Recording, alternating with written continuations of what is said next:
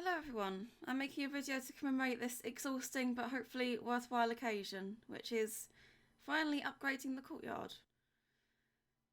I've spent about 30 hours on this so far and it barely looks like I've done anything, which is horribly... Well, it's not really demotivating, but it's worrying to a degree. I guess we'll have a look at the new things.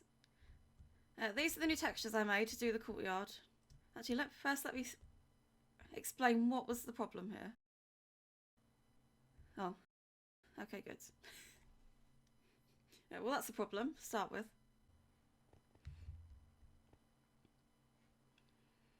Right, let's wait for this to load back in.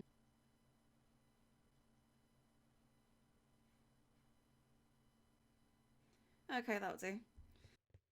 The main problem we've been having is that everything looks crap.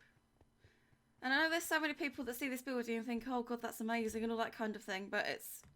If you just took screenshots of specific areas, like just looking at this view, it looks terrible. There's no details, the floor is just stone and all kinds of haphazard stuff going on. Oh.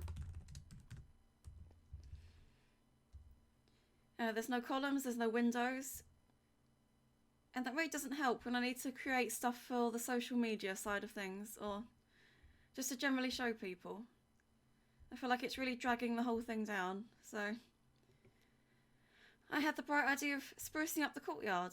I did not realise that it would be such a pain. In all honesty, we should have done this when I upgraded the pyramids. Because these used to be the normal just block texture, and I spent 6 hours doing these pyramids in one day. That was also a horrible experience. Actually, when was that? Let me check. Yeah, so I looked at some screenshots. Apparently that was way back in 2018. I cannot believe that. We've had these really nice pyramids for 4 years and never thought to actually fix up the courtyard to look good. The areas of pavement are quite dark, and then all the wide open areas are kind of a crisscross pattern of tiles, I guess. Yeah, they are tiles. Tiny slabs. Not tiles, just tiny slabs. So here are all the textures I've made so far for the courtyard. We've got these ones here which make the main cross shapes. These ones are where the crosses connect. These are just tiles that go around the edges. I haven't actually used them in many places. They were mainly for here, but I'm considering just not including these and just having the crosses go over the entire thing. Because our louvre is not to scale with the original louvre. It looks odd to have that degree of pattern breaking. What were these? Oh, they were the ones that go from the diagonals into the straight ones. Also, yes, I made an error here with the borders. You can see this. It's horrifying. So there's those. There's the vent here which goes in between. I did actually place one over here. It goes in the centre of some of these. This is the dark version, which is mainly for these areas. It's got the slope along the side there.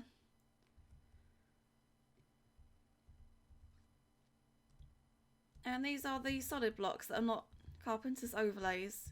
There's concrete here with its 2 variants, and then there's stone tiles here with a couple of variants.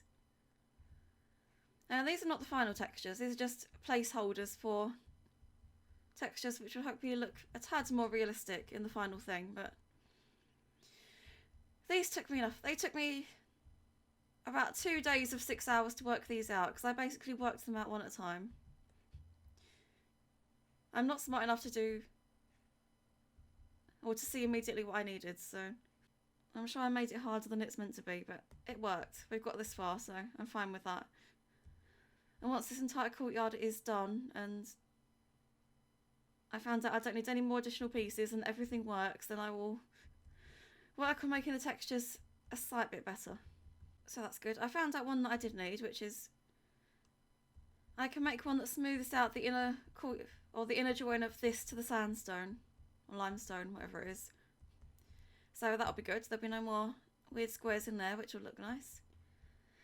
These are vents which allow aeration, and they're also escape hatches to the ground floors below this area, which are not currently in there.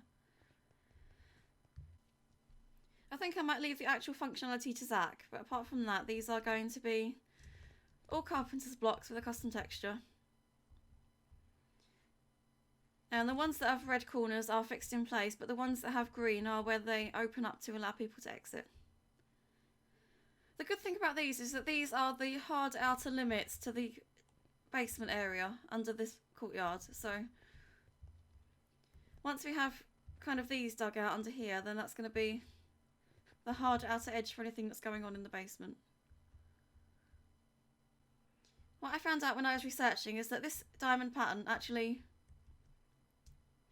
relates to the size of these pyramids. So I thought, well, that's fine. We could just make something in that footprint. It'll be fine. So, you know, what do? I make one, I put it next to it, and then I realise that they need to overlap to do this kind of thing where they overlap. So that put the scale off a bit, so I had to factor that in when I made the textures. But then I thought, if that's the same for all three of these small pyramids, then they all have to be within like diamonds measurements to each other.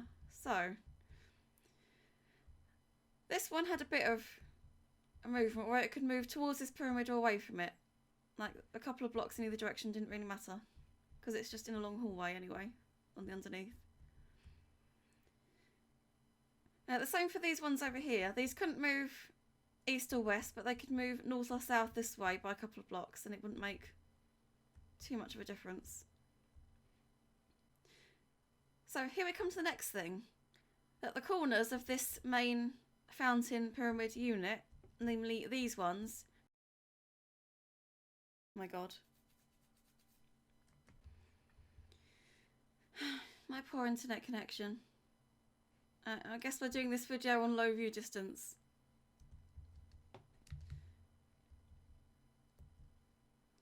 Anyway, when I was doing this pattern, it was quite obvious that the very corners of this intersected the diamond pattern at certain places. And I think it was actually nowhere near the diagonal part, because there was a straight part that comes in here. And then there's a straight part that comes in here, but it just seemed weird just to have a gap like that, actually. If I can find a picture of it, I'll put it in this video, because I can't quite remember how it went, but it's not like this. But I did put the diagonal in, and I saw it was only, like, I think in this case it was one block too far to the left and then one block too far back to meet the exact middle of this diagonal part here. And I thought, I wonder if I can fudge that. Because the actual size of this is not important. The pyramid in the centre is square and everything else is just based off of that on looks. So it's not a mathematical necessity that it had to be the size that it was. And among all that, I thought, this fountain must be really laggy, because the entire top of these is made of armourer's blocks. We'd done that ages ago just to smooth it out from the top so it didn't look squarish on the side where the water was. But I thought there must be a better way to do this. We don't need all these blocks because armourers use up a lot of connection. And one of my other concerns is that we had to use armourers. We will have to use armours for all the windows and columns and that kind of thing. So that's just going to add to the potential lag that we have in this area. Let me steal one of these.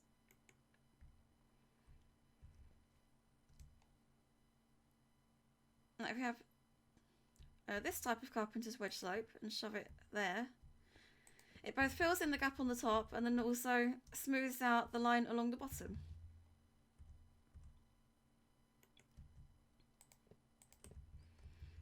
And then the only armours we need is the one along the inside edge.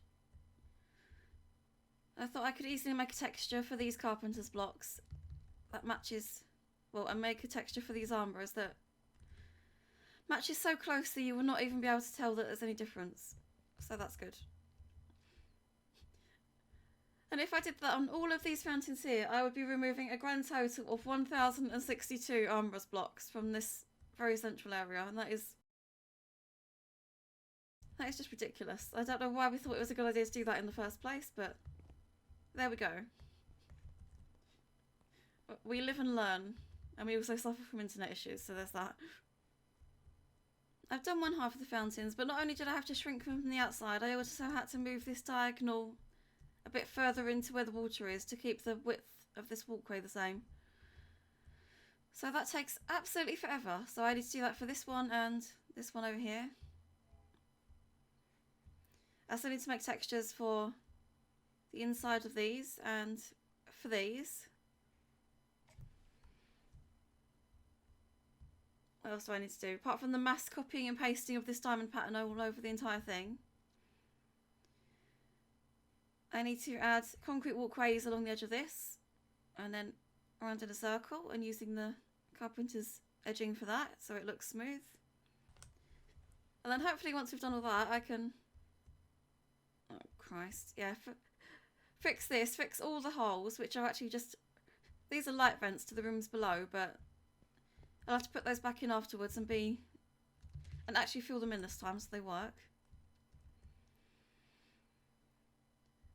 And then there's the thing of putting all the lamps back in the right position, because each row of lamps is in a different place at the moment and not particularly well thought out. And then doing the windows and arches and... yeah, it's mainly just a thing of fixing this place up, which is going to be...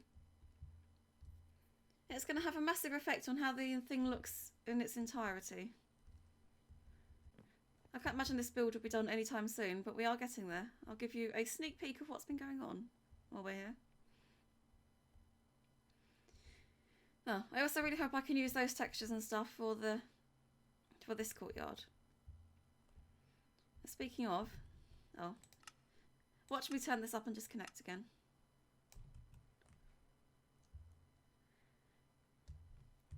I won't give too much away, but if I bring my minimap back, you will see that we have a full loop, near enough.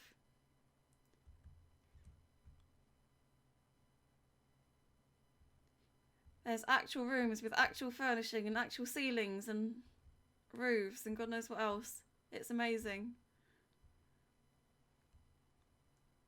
But yeah, walking that entire loop will be a different video once I've tidied it up a bit and fixed up a few more things. It's been going well. If you can call spending 30 hours on this and looking like you've achieved nothing but making a mess as progress.